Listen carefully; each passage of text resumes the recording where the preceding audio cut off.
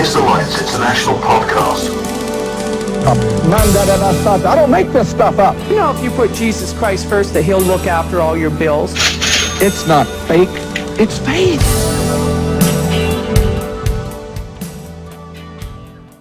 Hello, and welcome to the latest episode of the Atheist Alliance International podcast. I'm your host, Jason Sylvester. Just before we get started, I'd like to remind everybody to please like and subscribe. Joining me again, we've had him on the show before, is Dr. Darrell Ray, president of the Recovering from Religion, and also the Secular Therapy Project. And so Darrell's here. As I said, we had him on a couple of years ago, and he's here to talk to us again. So Darrell, thank you for joining us. Glad to be back. Glad to be back, Jason. This will be an interesting conversation, I think. Yeah, I think so. It was Andy, the previous host, who interviewed you last time. So this time is you and I have had discussions, but this is the first time you've been on the show with me.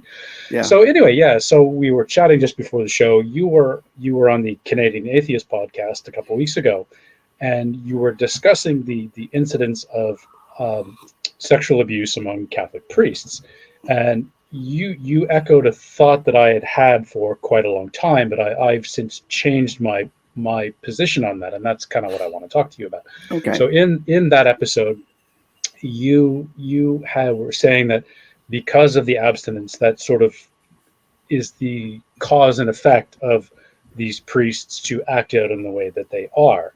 And I had, as I said at the beginning, I had that perception for the longest time, but I mentioned just briefly, and for our viewers, so I've restarted watching the TV series Criminal Minds about profilers, and they mentioned it said in passing in one of the dialogue that predators will seek out opportunities. And so my thinking on this has shifted, that it's no longer that it's the abstinence that causes the aberrant behavior. It's the fact that these predators have sought out the priesthood as cover. And so that's kind of what I wanted to talk to you about today. So Sure. Yes, I'm familiar with that argument. It's undermined by quite a bit of other evidence, I would say. The notion that predators seek out opportunities, that's a no-brainer. I mean, yeah, of course they do. But remember, priests start their training oftentimes at age 12 or 13. You know, kids are not predators at 12 or 13. Their brains are still developmentally in process. There's a lot of brain development. There's a lot of psychological development that's happening at 12 and 13.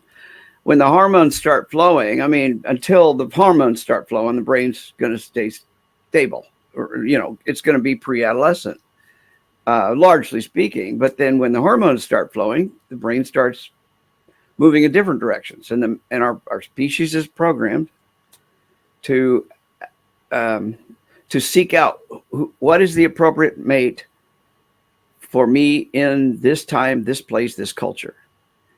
And if you've noticed, and I talk about in my book, Sex and God, every culture has different sexualities. It's remarkable how different sexuality is from one culture to the next. We're a very, very fluid and plastic species when it comes to our sexuality. In some ways, like the bonobo apes that, have sex all the time with anybody that wants to have sex, between any combination. So we're very flexible, and our brains are not programmed to know. It's like, the locust that's out in my front yard now, chirping as loud as it can to find a mate, is programmed down to the gnat's ass from their genetics. They know, their genetics knows exactly what they have to do, and they're programmed to do that. We're not locusts. Our brains are programmed to simply say, you got a mate to reproduce yourself. Here's the real minimal structure, minimal framework around what you need to do. You got to fill in the blanks. And so the brain is programmed to start filling in the blanks, and it starts filling in by looking around its environment at age 12, 13, 14 years age. And so what is attractive in this environment? That's why you get cultures in Southern Africa where women have steopygia. They have gigantic butts because that is attractive in that culture, or was attractive in that culture for thousands of years. Or you go to other cultures where women have almost no breasts. that was attractive in that culture. Where women have large breasts, Wales, far more women have large breasts in Wales than have large breasts in Japan. What's going on there? People, we are breeding ourselves. So the brain is looking around saying, what is attractive in this culture at this time? That's why it can be so hard to find a mate sometimes if somebody moves from one culture to another, because especially for males, because males see in the culture I was born in, here's what was attractive. You move, let's say you move from India to the United States, or some radically different culture like that. You're going to have a hard time finding a mate oftentimes because your brain is already programmed for what's attractive in India. And now you're trying to find a mate in a culture that those attributes are not as attractive or not attractive at all, and maybe unattractive. So I'd say all this to say that the brain, and we've got tons of evidence that the brain is going through all these developmental phases at that time. Well, when do priests start their training? It's almost always in when they're young teenagers, even preteens in some ways. For centuries, especially in Italy and Spain, one of the boys was designated to be the priest in the family. So if you have 10 kids, one of them has to be a priest. And that kid's going to be put into a school situation or educational situation. It was oftentimes like the second oldest boy, because the oldest boy is going to inherit everything. The second oldest boy is going to go be a priest, because that way we don't have to support him, and he can be a status symbol for the family and all that. I mean, it's not that many years ago. That was a tradition in Italian families, and it's in Latino families oftentimes. So these people are being put into an educational system that starts their journey towards priesthood at 12 years old. What is the brain doing at that time? It's looking around saying, what is going on in my environment? Well, if you're in an all-boys priest training school at 12 years old, they call it seminary, the only thing you see is boys. And the hormones are acting, and you're going to act on that behavior. You're going to act on that urge. I was a teenager. I know what it's like to be horny as hell, and anything around me looks attractive, right? Jason, do you know this personally? I know this, yes. I remember speaking of God, I remember a joke, and we being Atheist Alliance International says, having a daughter is God's punishment for us being 16-year-old boys. Yeah. There's a big element of truth to that. So I frame it all that way, Jason, because the developmental psychology is the important component here, and I don't hear anybody talking about that. And when I see people see priests being arrested, I see priests who have obviously molested and raped and done all sorts of horrible things with children. My first thought is oftentimes, I wonder where that person came from. They were not born a predator. Most of them were not. Now, we all know that there's psychopaths out there, and maybe there's psychopaths that become priests. But let's not put them all in that category, because it's really a small, tiny portion of priests that are probably psychopaths.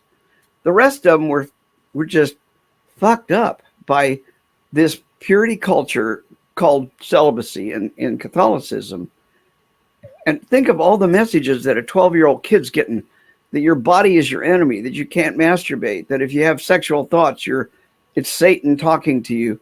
And you get those messages within the Catholic framework of a seminary, or you might get them in framework of a Sunday school and Baptist church, or you might get them as a Muslim or a Hindu. Those kind of messages are being given by the religious environment at the very time the brain is trying to figure out what's the best way to find a mate and who is the appropriate mate for me in this culture, in this time. And for whatever my gender identity is as well. I don't know. Does this make sense? It does. Is that still common today, though, that, a boy who wants to be a priest is, because today, obviously, they're not going into seminary at 12 or 13. They might be altar boys, or they know that's their career aspiration, but they're not necessarily in that environment where they're being grooming is the wrong word, but groomed by the Catholic Church. Yeah, but that they're being conditioned, because they're not really entering seminary until they're 18, 19 years old by that point. No, that's not. Yes and no. When I use the word seminary, there's really two levels of seminary, and oftentimes there's all boys Catholic seminary schools that start at 12 or 13. They're not as common as they used to be. That's true. And that's partly why they're not, it's harder and harder to find priests. The United States cannot produce priests.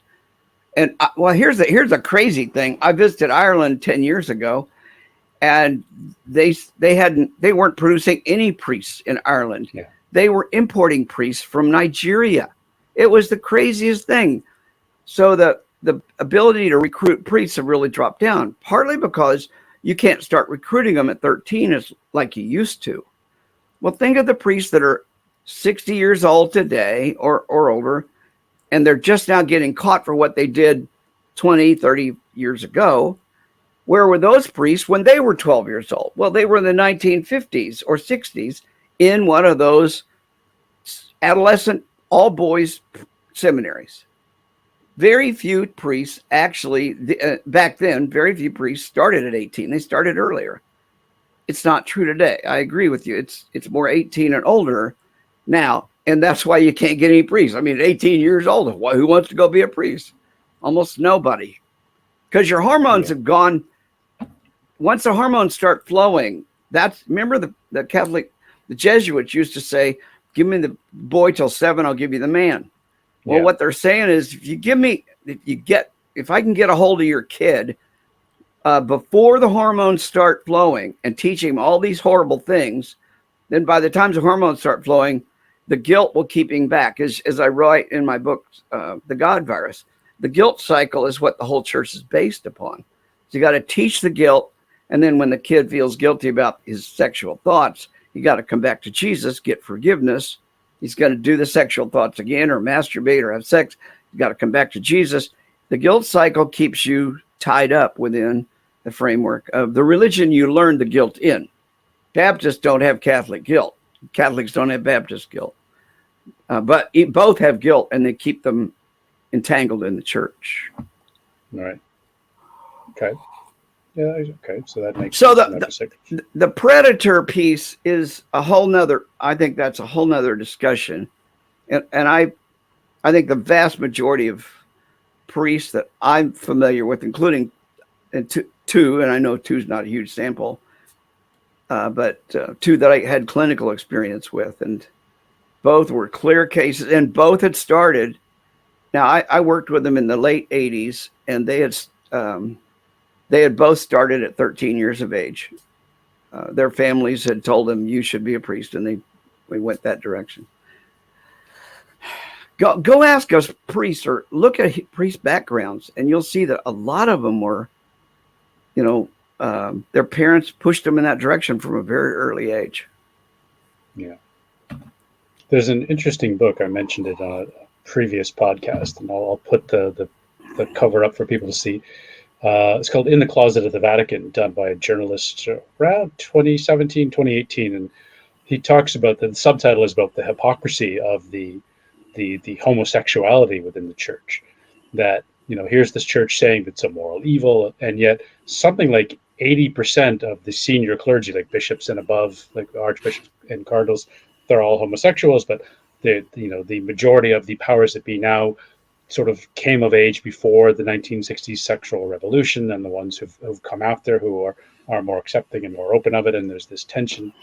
So it's quite interesting, and he makes the same point, like you were saying about in Italy, that if you are, and this is probably the wrong way to say this, but if you were effeminate, I think was the word he maybe used in the book, or a little more sensitive, you're a young gay man and you're sensitive, and you're living in this macho culture, then so where do you go? You go into the priesthood, where you're not expected to have sexual relations with women, and you've got this inbuilt cloistered community of other gay men where you guys can have at it behind closed doors, and apparently none's the wiser, but history does not bear that out. So Right. That's highly true. And then you look back at what let's say a child who may, at that point in time, 12 years old, may not know whether they're gay or not. But the fact is, and this works for women too, in the nunnery, going in the nun direction. Sure. But the brain is looking around saying, who am I attracted to? Well, if you're put into an all boys school and you already are attracted to boys, you just got put in seventh heaven. That's exactly where you need to be. But of course, the religion is going to guiltify you and shame you for having these attractions. But the church is the one that puts you in that spot. And you're going to continue to seek that the rest of your life. Now, here's another little thing. I've studied, and there's minimal literature on this, unfortunately. It's really hard to study, but fetishes, for example. We seem to, especially males, not females. Females are much more flexible. And I'm speaking generically, and I'm not saying there's only one way to look at this, but generally speaking, most people identify as male and most people identify as female. I'm not talking about transgender people or bi or any of that pansexual. I'm talking about people who have strong identities on each side. Those people, especially males, especially females, are very flexible in their sexuality. And they can change throughout a lifetime in how they feel and identify about themselves. There's a book written about 15 years ago called Gender Fluidity or Sexual Fluidity. And it studied just women, and really remarkable study on what happens to women over a period of about 15 or 20 years in their sexual feelings, identity, and that stuff. But that's not the focus I want to talk about. I want to talk about the other side, males. Males at that age of 12 or 13, that's when fetishes seem to arise.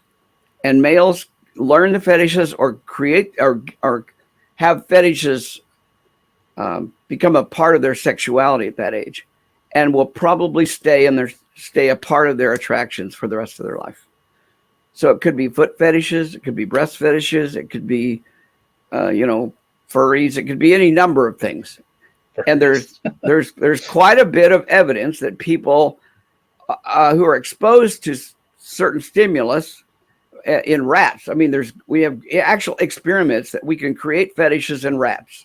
I know it sounds crazy, but you can, because when the brain is so focused on sex and sexuality and trying to figure out what's right, it's going to take a lot of clues and cues and act upon those and integrate those into its sexuality. This is all unconscious. It's not something people go about saying, oh, I think I want a foot fetish when I'm 50 years old. That's not the way it works. So it's, in some way, shape, or form, some stimulus happens at 12 or 13, and the boys get focused on that, and they will probably stay attracted to that for years. Well, that's what's happening with priests at the same time. At that age, they're probably trying to figure out what's right and what's wrong, what works, what doesn't, and they're going to be exposed to different things, and they're going to get stuck on whatever that fetish is at that point in time. Well, what's a 13-year-old getting stuck on? He's getting stuck on other 13-year-old boys. And so you see a high percentage of adult priests, 50 years old, that are predators for 13-year-old boys who just happen to be, they're altar boys. It's a built-in system for giving you exactly what you're looking for. Because that's what they were attracted to when this fetish developed, because that's the age they were when it developed. That's exactly right. So if you look at this from a fetish perspective and a developmental psychology perspective, it makes a lot more sense that these 50-year-old men are going after 13-year-old boys, which means you want to keep your kid away from those men, not because they're predators by birth, but because they're predators by the system that created that. Does that distinction change or give you? It does. So just maybe now's a good time to inject this quote. So, and we'll put it up on screen for people as I read it. So just the backstory. So Richard Sipe was a former monk. He was in the movie Spotlight. For those of you who've seen the movie Spotlight, when the reporters are talking on the phone to the counselor, this is Richard Sipe, who was on the phone. The character, or it was played by I can't remember the actor's name, who was the voice of. They never show him. He has a book called "Sex, Priests, and Secret Codes," and let me just read this quote, citing two 1972 studies.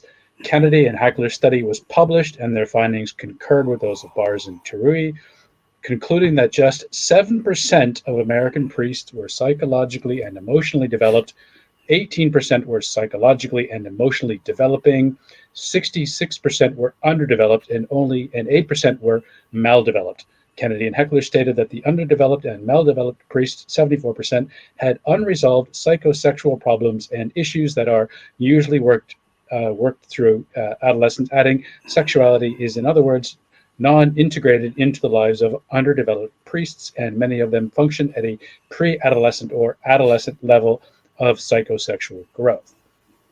So this comes back to your point where you're being conditioned from the age of 12 or 13 as your sexual awakening. You're being told that sex is evil, that you shouldn't masturbate, that this is something to be suppressed, and this is contributing to this underdeveloped psychosexual identity. Exactly. Right. Yeah. Yeah. I go ahead. Sorry. So that's a pretty scary statistic that only 8% of all American priests are actually are fully psychosexually developed. The rest of the 92% of priests are struggling in some manner with their sexuality and or their sexual maturity. I have never met a priest I thought had any even a cursory understanding of human sexuality. Now, I've been told they're out there, but I haven't met one. Now to go around interviewing all the priests in the world. But anyway, here's the thing. I think if you and I would love to see the that study replicated, or at least understand that study a little bit more. The one thing I would ask the researchers is, what age did the well-developed priests, what age did they enter the priesthood? And I think that alone might say a lot about why they're balanced, because you can't have a good attitude about your body and sexuality until you've gone through the adolescence and early adulthood and probably done a little bit of exploration. I would say anybody that goes in the priesthood earlier than 24 years old probably is not fully ready, not sexually. They haven't integrated sexuality into their personality and life. So now, I could be wrong on that, but I'm pretty sure you need that. I mean, the brain didn't even finish, the male brain especially, didn't even finish developing until 24. So how can you commit yourself to an entire lifetime of denial of one of the most important components of your whole life, and that's your sexuality? How can you do that with some level deny it and have all this internal monologue about it being evil and has to be suppressed? Yeah, right. It takes a soul on your psyches. Yeah, absolutely. And I know the Eastern Orthodox, the Jewish rabbis, I mean, they all marry and they all look at this development of the celibate culture in Catholic priests around 1,000 years ago as it was a rather aberrant and strange behavior, that this was not something common in other religions. It was unique to the Catholic Church. And for those who don't necessarily know the history, it's quite interesting in how it is related to property. And I've expressed this to Catholics before. So it's like, think about it. What happens when you die? Well, you give your property to your family. So what's the best way for the church to accrue property is, you don't have kids. Yeah, right. So, well, it is not, it is unusual, but it's not unique. Buddhists have got a lot of celibacy in their monastic practices for both males and females. And we see a lot, part of my assertion about what I've said here is based not just on Catholics, but on Buddhists. If you look at Thailand, there's a spotlight, to use the title of the film, there's a spotlight kind of controversy going on in Thailand, ongoing within the monasteries, the Buddhist monasteries there. Boys at the age of 9 are being forced by their families and by the Buddhist religion to go into monasteries for the rest of their life. and they're being supervised by adult males much older than them. And there's enormous amounts of sexual abuse going on in those, both for girls and for boys. It's almost exactly the same problem as I just discussed for Catholics, and it has the same effect. So these men are not predators in the sense they were born that way. They're predators because they were 9-year-old boys who were themselves abused when they were forced into those Buddhist monasteries. Buddhism is a nasty religion when it comes to sexuality, and I really argue strongly that Buddhism is as much a religion as anything else, unless you're in California Buddhism. Who knows what that is? But it's certainly not what you see in Asia. It's not what you see in we had when the coup took place in Myanmar, we had a gentleman on from the Buddhist, the Burma Atheists, talking about how there are senior, highly respected Buddhist clerics in Myanmar who are supportive of the military junta and the crackdown on liberties. So there's definitely some disconnect there between the perception of Buddhism and like this ultra conservative, almost like the Christian right in the U.S. Yeah, right. Well, I mean, you're familiar with Thailand, I'm sure. Yep. And you've probably seen the scandals that came out of the Buddhist monasteries. Started about 5 or 6 years ago, I think. Quite a major scandal about it, and it looked identical to what we see with our own Catholic priest stuff going on. Yeah, and they behind closed doors, you think you can get away with stuff. Yeah, and they literally have for centuries. It's a tradition in Buddhism and in Buddhist monastic life, but it was also a tradition in Catholic monastic life. I mean, there's so many examples out there, and of especially, I mean, a priest raping nuns. In fact, the nunneries being subject to a given priest or bishop, it's almost like their harem. I mean, these examples go back centuries.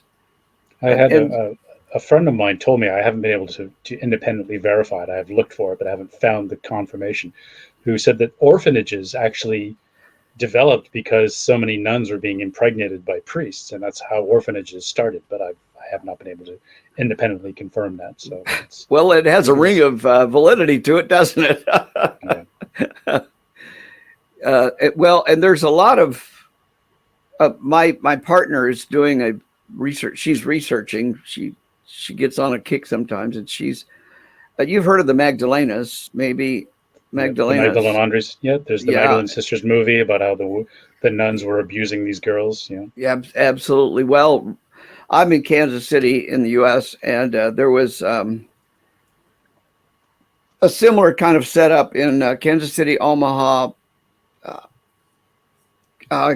several other cities, and they were orphanages. They weren't orphanages; they were for wayward girls, and so people, both Catholics or Protestants, could send their quote wayward girls here.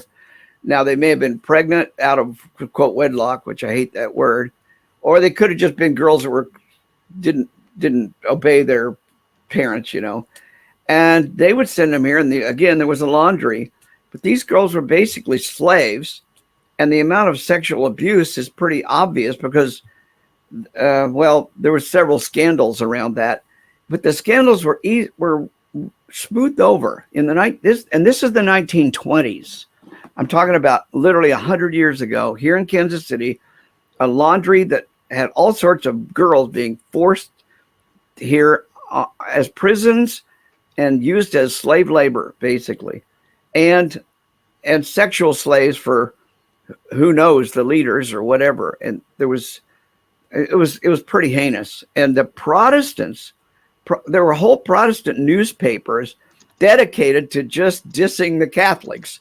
And one of their targets was this laundry thing. I wish I could remember the name of the laundry. But anyway, she's researching and she's coming up with all sorts of stuff about what was going on there and how many scandals there were that just got covered over. And the Protestants were bringing this up over and over and over again. The Catholics said, "Oh, you're lying. We're not like that." And it was really interesting discussion. And there's been something recently. There's been some news reports about the Southern Baptists or the Methodist Convention, that the sex abuse within the Southern Baptist Convention as well. Yeah, there actually was a website. It went on for like 10 years. I even write about it in my book, The God Virus. It was called StopBaptistPredators.org. The website's still up, last I checked. They just aren't updating it all the time. But the fact was, there were thousands of Baptist ministers that had been arrested and even convicted and put in prison, and nobody knows about this. And many of them were just transferred from one church to the next church, or were able to get from one church to the next church. The Baptist sex scandal among the Baptist Convention is horrible, and some people have tried to step up and say, "Look, we need to deal with this," but there's a lot of people still trying to cover it up and avoid it. But go to StopBaptistPredators.org. And if you look at the Freedom from Religion Foundation has a newsletter, and in their newsletter they always dedicate one whole page, and I mean a big page. I haven't looked at it in quite a while, but to nothing but ministers and priests that have been arrested. It's called the Black Collar page. And I don't know who does this, but they put every month, there's a whole hundreds every month. This isn't like once a year. This is every month, a whole page full of clergy that have been arrested. And they're not by a long shot Catholic. Most of them are Baptists or independent Baptists or Pentecostals. There's some version of Protestantism. There's a lot of sexual abuse. But remember, there's an interesting difference here. Since celibacy is not a part of the Protestant theology and practice, there's a different kind of sexual abuse going on. It's not as much abuse of young boys as it is in the Catholic Church, as it is rape of young girls in the Protestant Church. I mean, more evidence for the theological culture or the practices imprint on the brain. Are you familiar with the notion of imprinting? Yeah. Okay. Well, what you're having is the theological practices are being imprinted on the brain at that age. So Catholics are getting one kind of imprinting about their body and their sexual practices and attitudes about sexuality, and Protestants are getting a different imprint, just as bad, but focused in a different area. And all you have to do is compare religions, and you'll see these differences start cropping up. Yeah, and it's a lot of it comes back to the Christian attitude to sex, not just necessarily the celibacy of the Catholic Church, but just the sex is bad whole vibe. So, which a lot of that comes from Paul. So, yeah, and the difference between purity culture, which is a Protestant notion, and celibacy and virginity and stuff like that, which is more Catholic. I mean, these both are so-called Christians, but there is different in many ways. Catholic indoctrination is quite a bit different than Protestant indoctrination. And then you compare those two, and then go out and compare Islamic indoctrination around sexuality, and you'll get a third angle, but just as bad, but a third angle. And then you can bring Buddhists in and look at that, and you'll get a fourth angle. But they're all coming from the same thing of what is being imprinted on the brain at early adolescence. And that's what the religions want to do. They want to catch you when you're most impressionable and imprintable. Right. Which is why religion's having a tougher time as society is becoming more and more secular, and kids aren't going to church. As I was raised, I went to a Protestant church growing up. So you mentioned the Baptists, and I'm reminded. I remember I was in a Baptist private school when I was 13 and 14. And I remember the guilt that I felt over having sexual, this burgeoning sexual identity, and the guilt that I felt over this. So. Right. And you were raised, I'm assuming you were raised before the official purity culture came in. Probably, yeah. That sort of came out like in the 90s, didn't it? That became more of a thing. Yeah, it did. So then they're having those purity balls and purity rings, and I mean, it was creepy. The dads, it was an incestuous aspect to it. You know, the dads are giving their daughters a ring and saying, "I won't have sex until I'm married." Yeah. Well, I mean, the Duggar kind of thing. You live in I can't remember. You were on the Kansas side and Missouri side, but you're Kansas City area, right?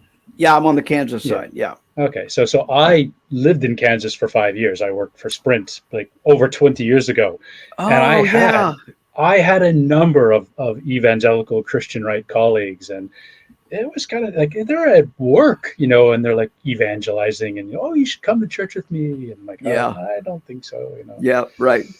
That's Overland Park. That's just like 20 miles from my house. The Sprint, the Sprint campus. That's no longer Sprint, of course, but that's cool. I worked at the Sprint campus, so we were one of the first apartments to move in there when it. On the new campus, you were there. Yeah. Yep. Oh my gosh. We were one of the first to move in. So. Oh, that's cool. And speaking of Kansas, so there's a good book, and we'll put it up for people as well. He's from, I'm pretty sure this guy's name is James Brundage. He was, I don't know if he still is, a professor at the University of Kansas, who wrote a book, and let me get the title right, Law, Sex, and Christian Society in Medieval Europe, which is a fascinating study if you're interested in the psychology for people.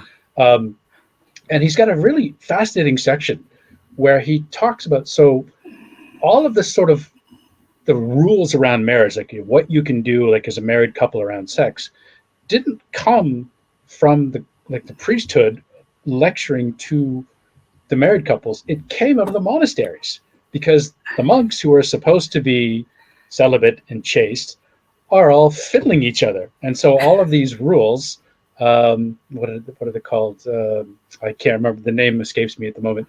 But they had this list of, behaviors, and you must do penance. If you get caught doing this, you have to do penance, and if it's this sin, it's penance. And the worst sin of all was oral sex, because that was even worse than anal sex was for these monks to be performing oral sex on each other. They thought that was like the most sinful thing. Even bestiality was less of a sin than oral sex. So you can screw the sheep from the monastery, but blowing your fellow brother, that's so. Well, I've got what's the name of that book? Law, Sex, and what? Law, Sex, and Christian Society in Medieval Europe by James Brundage. So, and he was at University of Kansas. So if he's still teaching, maybe you can reach out to him and maybe have a chat with him. I am fascinated by that. I love medieval stuff, and I've got several books on my shelf I'm looking at right now about medieval history, and Barbara Tuchman's book on medieval history was cool. What? Yeah, he made a very fascinating point that most Catholics today are not aware of. Like they say, marriage is a sacrament.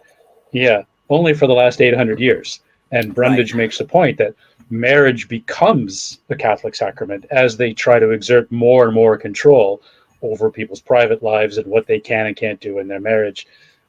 So marriage was not a sacrament for the first 1,200 years of Christianity. It's only the last half. So exactly right. Barbara Tuchman writes in her book on I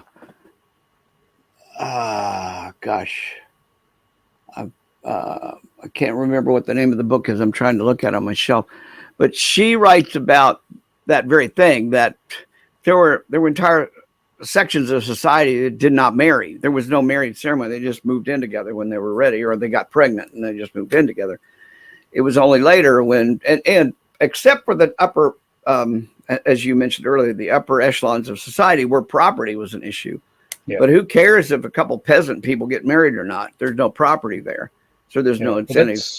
That's actually one of the points Brundage makes, that it was the church actively trying to break the power of the landed aristocracy, because you would divorce your wife and you would have another marriage of convenience, for some political alliance. And so the church was trying to actively stop that. That you marry for life. You can't just divorce your wife and marry somebody else, and that effectively broke the power of these great landed aristocracies to resist the power of the church. So. Right. This is a little bit off topic, but there's kind of a reverse thing that was happening very early in church history, and I'm going to bet that you've never heard of this issue. But if you think about it, around the Levant, around the Mediterranean in general, there were quite a few polygamous societies that allowed men to have multiple wives. Judaism was one of them. Rome thought that was a weird practice because Rome practiced what we think of as monogamy, although it's really not. But so think of this. Paul is expanding. Paul is going around, and the other apostles or whoever, and they're interacting. They're Jewish themselves, and Judaism did not outlaw polygamy until the 1100s. You could literally, legally, in Jewish cultures, have multiple wives until the 1100s. It was not illegal. So Jesus never condemned Herod for having 14 wives. Nobody says a bad word about David, who had Solomon, who had hundreds of wives and concubines, and David, who murdered people to get a wife and multiple wives. So you get all these wives because it's a polygamous culture, and there were many others. The Carthaginian culture, based on the Phoenicians, was a polygamous culture. So there's a lot of these. What happens when these Jewish guys who are from a polygamous culture start going out into the Mediterranean and trying to proselytize among other polygamous cultures? You don't read anything about that in the New Testament. There's no condemnation of Herod for having multiple wives. Yet we know that people who had multiple wives obviously were landowners, obviously were wealthy. They were being converted. How do you convert those people and say you can't have multiple wives, which really wasn't true? Even Jewish tradition didn't say you couldn't have multiple wives. I mean, where in the New Testament does it talk about that? There's only one spot, and it says a bishop should be a man of only one wife. Yeah, that's all it says in all. I think it's in Timothy. I can't remember. So that's all. It's all that is said in the New Testament. So basically, the New Testament ignores one of the most central practices to Judaism and central practices to many of the cultures they're interacting with. Yeah. So there's probably 200 years of polygamy being practiced among Christians, and nobody's saying a word about it. Yeah. Ultimately, implicit in that Bible verse about the bishop and his wife is the fact that the clergy is married. Yeah, the clergy is married, and oh, by the way, everybody else can have multiple wives. Yeah. It doesn't say anything about anybody else having. All it says is the elder or the bishop or whatever the word is. Now, fast forward 100 or 200 years, the church is starting to lock in on this monogamy notion, especially for the upper class. And what they're going to have to do is say, okay, Jason, you can convert to Christianity and we'll overlook the fact that you have 3 wives, as long as you know that your sons cannot have more than one wife. From here on out, there's no more polygamy. Well, it's stopping with you. And you're okay with that because it doesn't really affect you. It affects your sons. And maybe you get the benefits of whatever the church brings to you in terms of, status or whatever. I don't know. Anyway, there's all sorts of stuff that's kind of interesting, I think, if you dig down into religious history and medieval history and all that we don't even think about it. We just think. In fact, one of my key points I make in my book, Sex and God, is that Christian sexuality is not normal sexuality. It's pretty damn abnormal. And so let's look at other cultures, look at how other people express their sexuality. The most abnormal, most perverted sexuality I can imagine is Catholic priest sexuality. That is perverted. Forcing somebody to deny every single cell in their body is sexual, and yet you're forcing somebody to deny that. Anyway, that the church is confronting, right? That they're looking to have to relax that that prohibition to try to get some priests in to fill the ranks. So yeah, they're going to go the route of the Eastern Orthodox if they're not careful. yeah. Not that I don't care which way they go. Yeah. Anyway, yeah. How are we doing? Have we covered this territory you wanted to cover? Yeah, it was interesting. So I mean, just like I said, I mentioned like that I saw your other podcast with the Canadian Atheist talking about that, and it was a subject I wanted to delve into. As I said, like, it seems to be that my impression was that it was the predators that were seeking out the priesthood as a cover, and I'm sure to some percentage that is the case. But as you say, a lot of it is this maladjusted psychosexual approach that manifests itself in this aberrant behavior. Well, the culture creates the predators. I'm not denying that people don't go about trying to. Well, think about what job you seek the job that fits your likes, interests, personality, training. Why'd you get that training? Because it fits your likes and personality. Well, it sounds benign. It sounds kind of ludicrous to compare, but what are your likes and preferences sexually? You do the same thing. You're going to seek out places that fulfill that fetish or that interest or that attraction in the same way that you seek out jobs that fit whatever the profile is for your skills and interests. So I think let me make sure I frame before we finish our talk. I want to frame it in one way, and that is let's look at people with compassion first.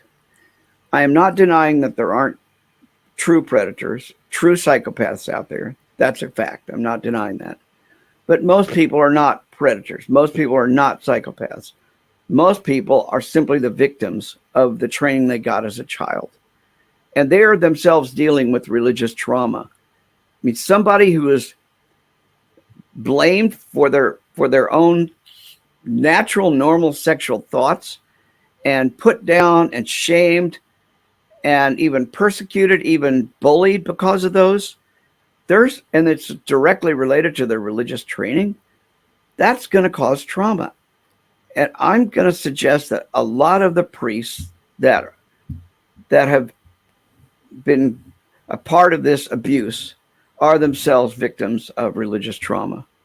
Nobody will talk about that. They won't talk about how does the damn church traumatize people.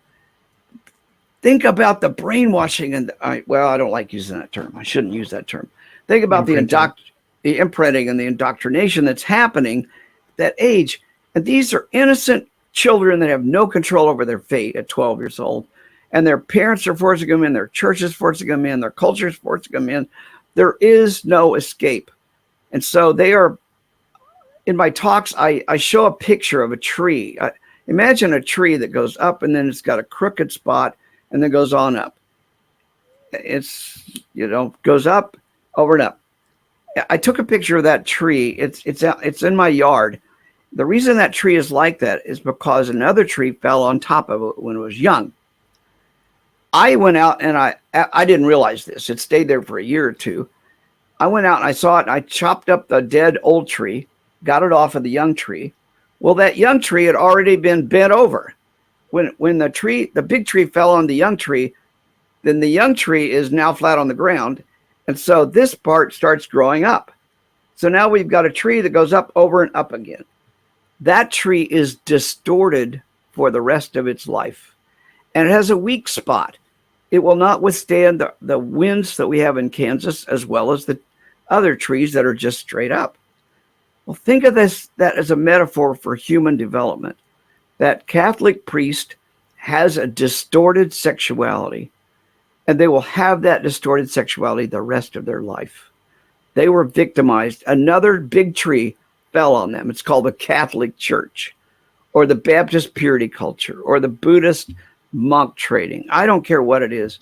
It is distorting. That's why the subtitle of my book is called How Religion Distorts Sexuality, because that's what religion does. It takes normal sexual development and distorts it in dramatic ways that really cause behavioral problems later. It's kind of amazing that more people haven't come out of their religious upbringing more warped. I mean, growing up, like, I went to church every Sunday. I had quite a few friends who were regular churchgoers. And, even though we're secular now, it's amazing there isn't more of a warping. But maybe, I grew up in a very moderate Protestant church, so there wasn't a lot of, other than that 2 years in a Baptist school, so I wasn't really getting that imprinting to warp my view of normal sexuality. So, well, I'm going to suggest that you, and I don't know you, Jason. I can't make any assumptions about you, but people who have gone through what you went through, I've obviously interacted a lot. I run or help run the organization that I started, Recovering from Religion, and fully 50% of all the people that come to us with serious religious sexual issues. And probably the other 50% are too, but that wasn't the presenting problem. Presenting problem may be, I'm now atheist and my wife's still religious. What do I do? Well, there could be an element of sexuality, and oftentimes is. But what I'm saying is that I come across a lot of atheists that still have shame around simple, basic things like masturbation or looking at pornography. Or more importantly, I see a lot of atheists that believe there's something called porn addiction or sex addiction. And that's bullshit. Go look at my talks on that, or go read the books, The Myth of Sex Addiction by Dr. David Lay. There's a lot of myths that are religiously based that atheists still believe or still feel shame about. I have an atheist acquaintance that absolutely cannot perform cunnilingus on his wife because he was taught at a very early age that was wrong, that was sinful, that was nasty, or whatever he was taught. So his wife gets no pleasure out of, or not as much pleasure as they could maybe, but it's because of his religious training. He's a fucking atheist. He's been an atheist longer than I have.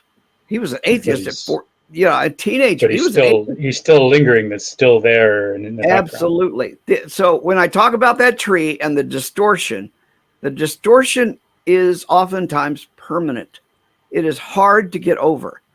Now, he might have been able to get over it. I don't think he had the desire to, which is his business. I'm not trying to interfere with that.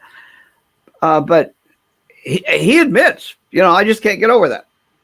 But I also don't want to. I don't need to. They seem to have a perfectly happy, fine life. So I'm just saying, just because you don't think you were affected, you may have been affected. You've just adjusted so well to it, or never experienced it, that no big deal. And there's nothing wrong with that.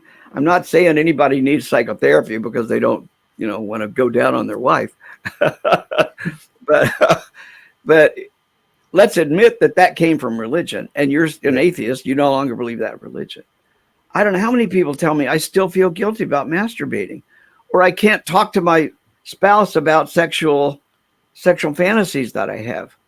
Well, you're a damn atheist, and your spouse is an atheist. Why can't you talk? Where did you learn shame around talking about sexuality? Well, you learned it from your religion, and you're an atheist. I call you a Christian atheist because you're still affected by Christian doctrine. Yeah. Yeah, and maybe I just adjusted better, as you said. I rejected it all and got rid of it, and so, I'm moving on with my life. So you are one of the lucky few. I tell you, we who are really deeply infected by the damn religion, or look up to people like you and say, "Darn, wish we'd have had the brains that you have."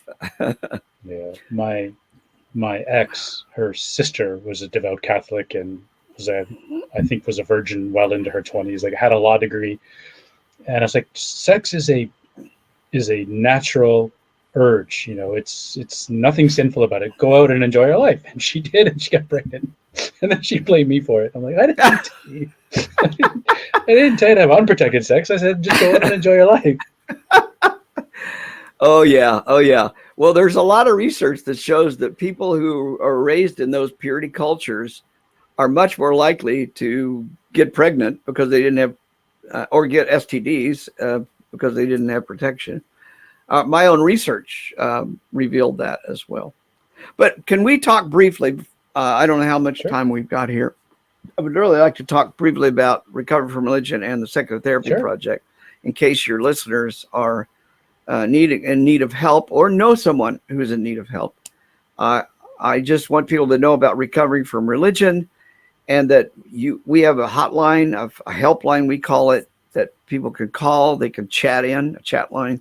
All they have to do is go to recoveryfromreligion.org, hit the chat button, and talk to one of our really well-trained agents. We've got over 450. Last I looked, 451 trained agents, trained volunteers. They may not all be on the helpline. And they're here to help you, and they're well-trained. They're not going to convert you or deconvert you. Their job is just to listen and help you find the resources to deal with the problems that you're facing with life. For example, you're a brand new atheist, or you're agnostic, or you're just questioning a religion, and you don't know what to do with your 2 kids that you raised religious. We got tons of resources for that. Or you're coming out gay in some way, shape, or form, or queer, and you don't know what to do about that because your religious family will disown you. Or you're a young kid in a Mormon church or a Mormon family in Utah, and you don't believe what you're being taught. You name it, we've got a resource for it. So I'm just here to tell you, call us, chat in with us. We want to help you in your journey, and we meet you where you're at. We do not try to convert. We do not try to deconvert. We meet you where you're at, and we help you go where you want to go.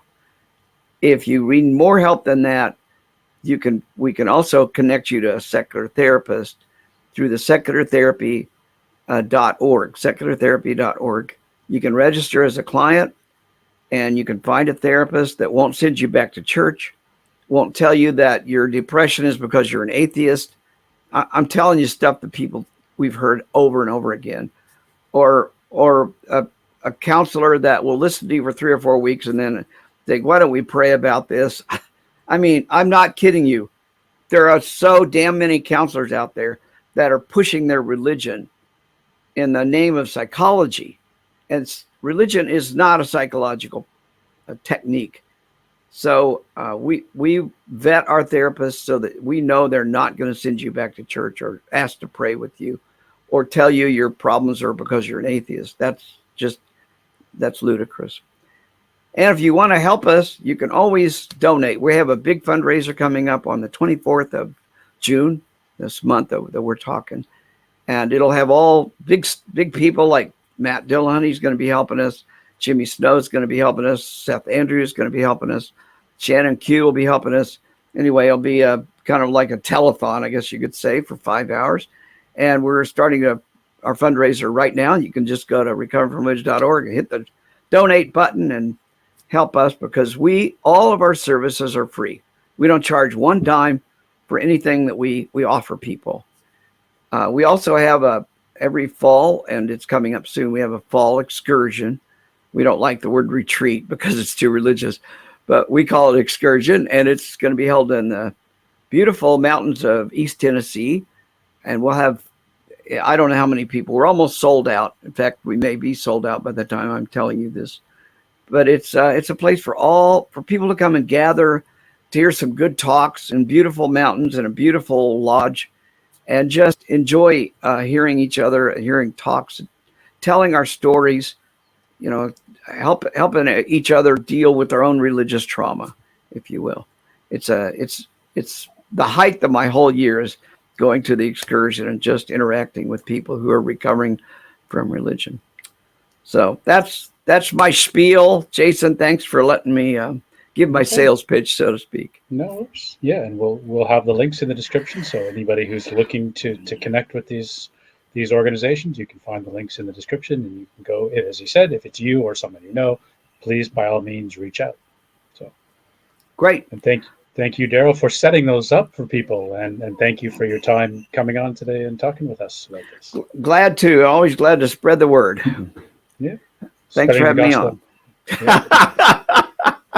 Well, you do know that I am the high priest of the Church of the Flying Spaghetti Monster. Okay. So I can get away with spreading the gospel as long as the FSM's gospel. Ramen. Pass the garlic bread. Okay. All right. Well, thank you for joining us, Darrell. And just before we close up, I'd just like to remind everyone, please like and subscribe, and we will see everybody on the next episode. Take care. Bye-bye.